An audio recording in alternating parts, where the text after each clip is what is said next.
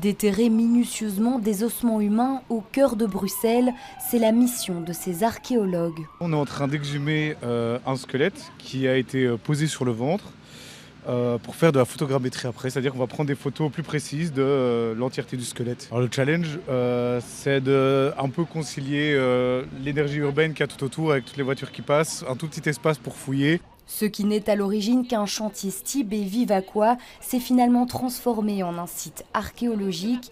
Depuis la découverte fortuite des ossements par les ouvriers, des fouilles dites préventives se font au rythme des travaux. C'est de l'archéologie qui se fait en lien avec des aménagements urbains. Nous allons fouiller ce qui risque de disparaître lors de ces travaux. Chaque année à Bruxelles, il y a entre 40 et 70 fouilles du genre. Ici, les squelettes datés entre le XIVe et XVIIIe siècle reposaient sous les pieds des Bruxellois avant d'être exhumés.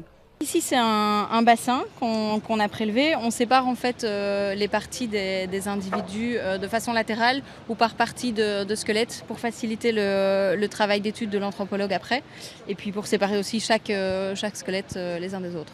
À peine sortis de terre, les morts commencent déjà à parler. On a des individus beaucoup plus jeunes et puis on a des adultes.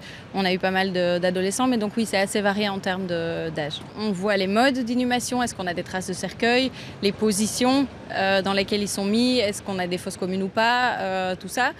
On ne voit pas encore grand-chose en termes de pathologie. S'il est question de pathologie, c'est parce que ces corps sont ceux du cimetière de l'ancien hôpital Saint-Jean. Les personnes qui décédaient à l'hôpital Saint-Jean ont été enterrées ici pendant plusieurs siècles. Ici, on est à côté de l'église du Sablon, mais il n'y a aucun lien direct entre l'église et le cimetière.